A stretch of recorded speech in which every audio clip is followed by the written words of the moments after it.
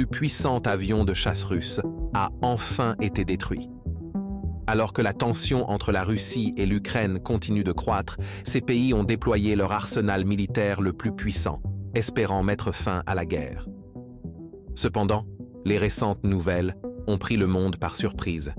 Le chasseur de nouvelle génération Su-57 a été abattu. Quel impact cet événement récent aura-t-il sur le conflit? Le Su-57 a-t-il vraiment été détruit au-dessus de Moscou? Rejoignez-nous pour examiner les détails de l'incident entourant la chute de l'avion de chasse russe. Récemment, l'armée ukrainienne a rapporté avoir détruit l'un des avions de chasse les plus récents et avancés de la Russie lors d'une frappe de drone sur une base militaire en profondeur sur le territoire russe. Selon l'agence de renseignement de la défense de l'Ukraine, le chasseur Sukhoi Su-57, surnommé Félon par l'OTAN, a été touché alors qu'il se trouvait sur le tarmac d'une base aérienne dans la région d'Astrakhan, à près de 600 km derrière les lignes de front de l'invasion de l'Ukraine par la Russie. L'agence a partagé des images satellites sur son canal Telegram pour étayer sa revendication, notant que les images montraient le Su-57 intact le 7 juin, mais révélèrent des cratères et des dommages causés par le feu près de l'avion le 8 juin. Le Su-57 est connu pour être un avion de chasse furtif à 2 moteurs, rapide, conçu pour concurrencer les avions occidentaux comme le F-22 Raptor et le F-16 de l'US Air Force. Cependant, son développement, qui a commencé en 2002, a été lent. L'armée américaine a noté qu'un Su-57 s'était écrasé lors d'un vol d'essai en 2019. L'armée russe a reçu son premier Su-57 en 2020, selon l'agence de presse TASS, qui a également rapporté que l'avion avait été testé en conditions de combat en Syrie en 2018. Le message sur Telegram de l'Ukraine a souligné que le Su-57 peut transporter des missiles de croisière, Kh-59 et Kh-69, lui permettant d'attaquer l'Ukraine depuis l'espace aérien russe. Bien que certains experts doutent de l'efficacité du Su-57 par rapport aux F-22 et F-16, les responsables russes ont loué ses performances lors des attaques contre l'Ukraine. Dans un rapport de TASS de 2022, le ministre de la Défense de l'époque, Sergueï Shoigu, a décrit le Su-57 comme « brillant », notant son niveau élevé de protection contre les systèmes de défense aérienne et les missiles, ainsi que ses armes puissantes qui, selon lui, ont excellé lors des tests. Le nombre exact de Su-57 prêts pour le combat avec l'armée de l'air russe reste flou. Le World Air Forces 2024 Directory de Flight Global liste 14 Su-57 comme actifs et 62 autres en commande. Le message Telegram de la GUR a noté que les forces aérospatiales russes n'ont actuellement que quelques-uns de ces avions en service. TASS a rapporté qu'en 2022, la Russie prévoit d'avoir 22 Su-57 d'ici la fin de cette année. Si les rapports de frappe de drones ukrainiennes sont exacts, ce serait un autre succès pour les drones à bas coût de Kyiv dans la cible des actifs russes précieux.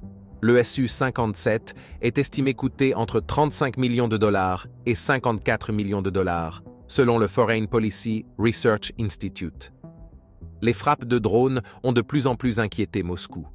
Les drones ukrainiens ont été utilisés pour couler ou endommager lourdement des navires de guerre russes en mer Noire. Et ils ont également ciblé des tanks et des véhicules blindés sur le champ de bataille. Cette attaque ajoute de nouvelles préoccupations pour la Russie concernant la protection des bases éloignées des lignes de front. La contributrice de CNN Jill Dougherty, ancienne chef du bureau de Moscou, a noté que c'est une inquiétude croissante pour les Russes. Elle a révélé que les Ukrainiens attaquent de plus en plus profondément en Russie, portant le combat chez eux. Après que la nouvelle de l'attaque a émergé, des blogueurs militaires russes ont critiqué l'armée pour ne pas avoir construit de hangars pour protéger les Su-57, soulignant que la construction de hangars de protection dans chaque base aérienne pourrait coûter le même prix qu'un Su-57, selon l'Institute for the Study of War. Une question reste cependant dans l'esprit des passionnés d'aviation. Le Su-57 peut-il être comparé au F-16 ou même au F-22 de l'USAF en termes de puissance et de létalité? Examinons les capacités de ces chasseurs. Le Su-57 Phélan a été conçu pour la supériorité aérienne, excellent a été conçu pour la supériorité aérienne, excellent dans les combats aériens ainsi que dans les frappes au sol et maritimes. Il est équipé de caractéristiques qui en font l'un des chasseurs les plus avancés au monde. Il s'agit d'un chasseur de 5e génération, connu pour être le premier avion furtif de la Russie en service actif. Il est conçu pour être polyvalent, capable de gérer diverses missions, et se concentre sur la furtivité et la haute maniabilité dans toutes les directions. L'avion dispose également de grandes soutes internes pour transporter des armes et des capteurs avancés, y compris un système radar permettant un haut degré d'automatisation. L'avion possède un fuselage large et intégré avec 2 moteurs placés loin l'un de l'autre et comprend des stabilisateurs horizontaux et verticaux mobiles, ces derniers étant inclinés pour une meilleure furtivité.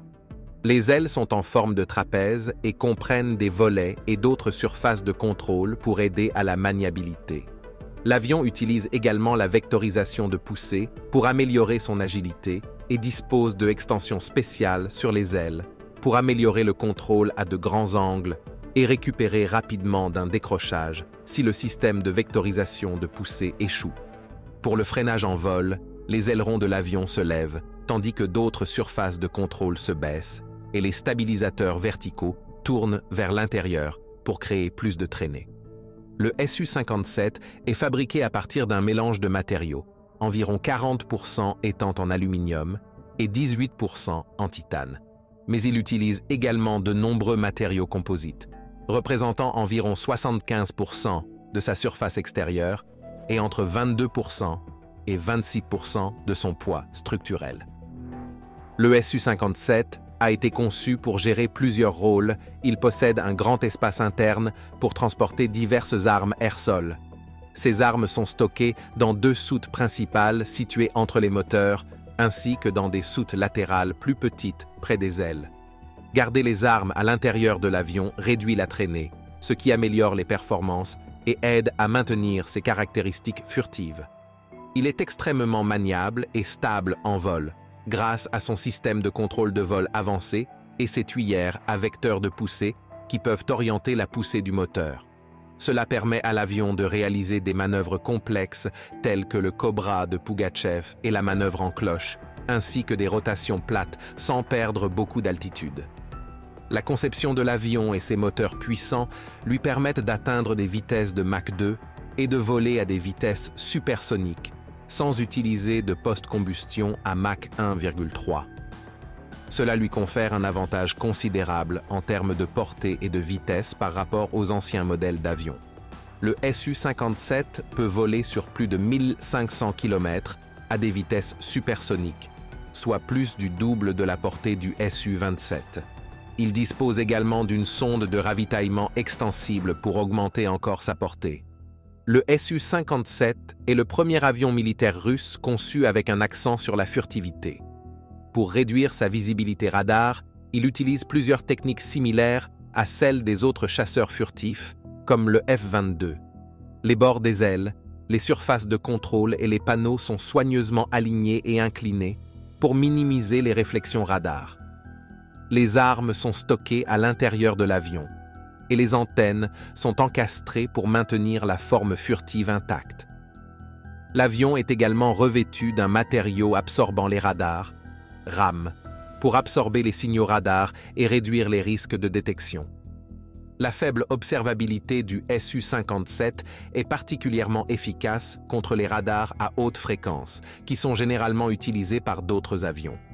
Les radars à basse fréquence, comme ceux utilisés pour la météo et les avertissements précoces, sont plus susceptibles de détecter le Su-57 en raison de sa taille, mais ces radars sont plus grands, plus sujets aux interférences et moins précis.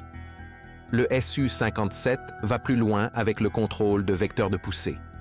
Les tuyères du moteur peuvent pivoter pour diriger la poussée dans différentes directions, permettant à l'avion d'exécuter des manœuvres complexes en tangage, lacet et roulis. Ce niveau de contrôle, vu pour la première fois dans des modèles Sukhoi plus anciens comme le Su-30 MKI et le Su-35S, rend le Su-57 incroyablement agile, capable de réaliser des exploits qui semblent défier les lois de la physique. Les moteurs comprennent également des rampes d'admission variables pour l'efficacité à des vitesses supersoniques et des écrans rétractables pour se protéger des débris lors des décollages depuis des pistes rugueuses. Cependant, les moteurs AL41F1 n'ont pas été exempts de controverses. En 2011, un Su-57 a dû annuler son décollage en raison d'un arrêt de compresseur lors du Salon aéronautique de Moscou, soulevant des préoccupations concernant la fiabilité.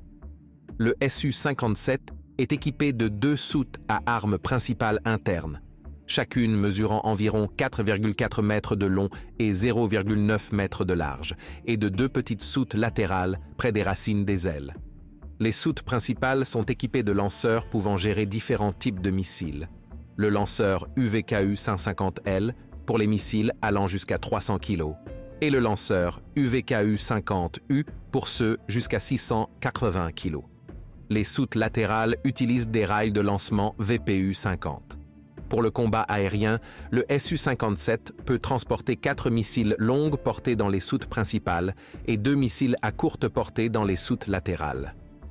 Le missile principal à portée moyenne est le R-77M, une version améliorée du R-77 avec une guidance radar améliorée et un moteur à double impulsion. Pour le combat à courte portée, il utilise le R-74M2, un missile à tête chercheuse infrarouge conçu pour s'intégrer à l'intérieur de l'avion. Il existe également un nouveau missile à courte portée, le KMD, en développement pour éventuellement remplacer le R-74M2. Pour des missions à plus longue portée, le Su-57 peut transporter le missile Isdeliye 810, une version améliorée du R-37M.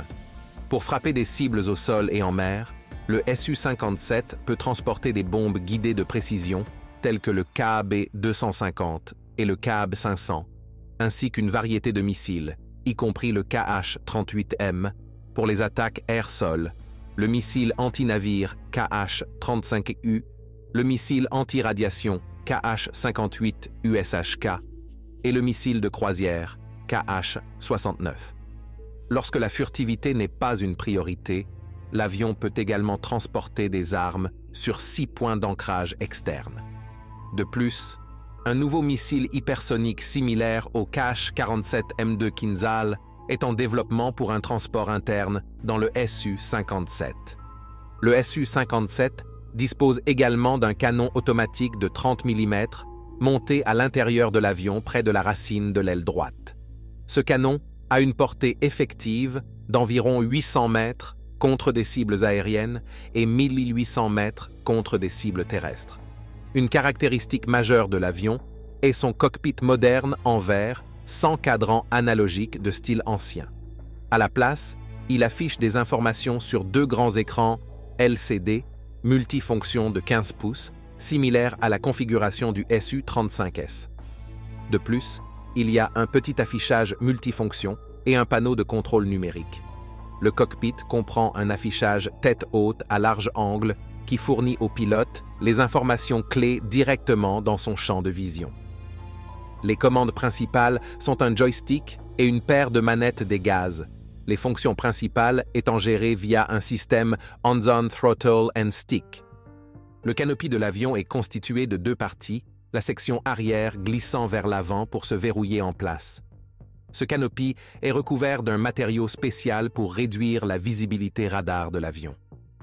Pour la sécurité et le confort du pilote, le Su-57 utilise le siège éjectable NPP Zvezda K36D5 et le système de survie SOZHE-50, qui inclut une protection contre les forces G et un système de génération d'oxygène. Le pilote porte un casque ZSH-10B équipé d'un affichage numérique qui suit les mouvements des yeux, ce qui aide à viser les ennemis même à de grands angles. Le système d'oxygène fournit un approvisionnement illimité pendant le vol. Le système de survie permet au pilote d'effectuer des manœuvres à 9G pendant jusqu'à 30 secondes. Le siège éjectable, ainsi que la combinaison de vol PPK-7, assurent une éjection sûre à des altitudes allant du niveau du sol à 20 000 mètres et à des vitesses allant jusqu'à 1300 km/h. Le système comprend également un kit de survie pour aider le pilote après l'éjection.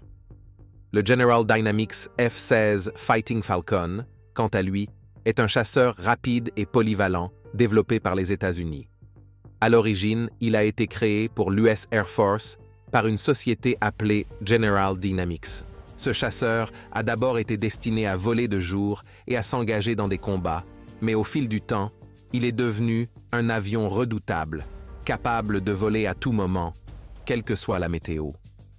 Depuis son développement en 1976, plus de 4600 de ces chasseurs ont été produits. Et bien que l'US Air Force ne commande plus d'F-16, il continue de mettre à jour ses caractéristiques pour le vendre à d'autres pays. En 1993, la société chargée du développement de ces aéronefs a vendu son activité à la société Lockheed. Ce chasseur est l'un des premiers à utiliser un système de contrôle de vol intelligent. Cette caractéristique lui permet de se déplacer rapidement. L'avion dispose également d'un canon à l'intérieur et de 11 autres points d'attache pour d'autres équipements. Il est rapide et flexible, avec un moteur. Il est plus petit et plus léger que les anciens chasseurs, mais utilise des technologies avancées telles que des commandes spéciales et des systèmes informatiques pour réaliser des manœuvres impressionnantes.